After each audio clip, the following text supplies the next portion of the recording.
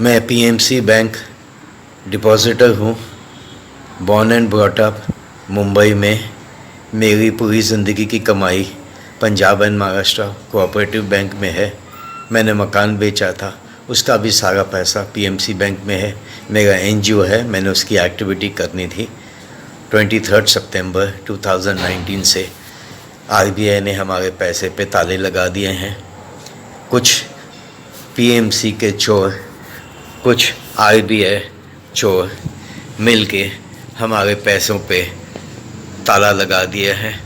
हमें दर दर की ठोकर खाने के लिए भिखारी बना दिया है। बड़ी मुश्किल से ज़िंदगी गुजर गई थी। डिग्निटी ख़त्म हो गई, खुद का रिस्पेक्ट ख़त्म हो गया। हेल्प मांग मांग के जी गए पिछले 14 महीने से। प्राइम मिनिस्टर मोदी ने कहा था सारा पैसा बैंक में डाल दो, उन्होंने हमारे लिए कुछ नहीं किया। एक वर्ड भी आज तक नहीं बोला। 100 लोगों की डेथ हो गई है, कुछ सुइसाइड्स हो गए हैं। प्राइम मिनिस्टर को कोई फ़र्क नहीं पड़ता, फाइनेंस मिनिस्टर को कोई फ़र्क नहीं पड़ता, चीफ मिनिस्टर्स आए और चीफ मिनिस्टर जो है किसी को कोई फ़र्क नहीं पड़ता। Middle class, senior citizen, tax payers आज मरते हैं, ज़िंदगी आफत में है, किसी को कुछ फ़र्क नहीं पड़ता। हमारे संविधान को फ़र्क नहीं पड़ता। There is no difference happening by humanity. कोई कर्मा किसी का नहीं है। बस हमारे पैसे हैं मिडिल क्लास वालों के, और वो फंस गए हैं 14 महीने से। खाने पीने के वांदे हैं, हर चीज़ के वांदे हैं। टेंशन थी, परेशानी थी, बिल्स भरने के लिए नहीं थे, राशन के लिए पैसे नहीं थे। करते करते बीमारियां बढ़ती गई, हमारी टेंशन होती गई, डिप्रेशन होता गया, हम बीमार पहुंच गए।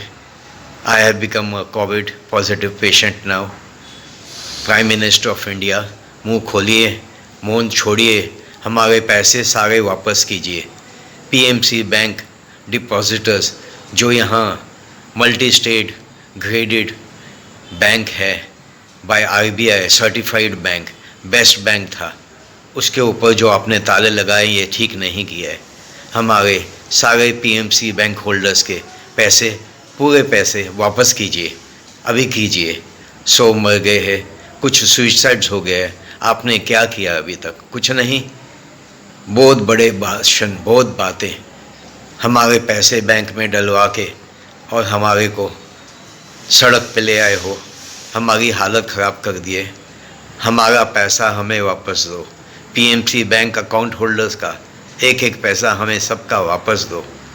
हम मिडिल क्लास लोग हैं, जीते वाले, इज़्ज़त से जीने वाले लोग हैं, टैक्स पेयर्स हैं। टीडीएस भरा हुआ है,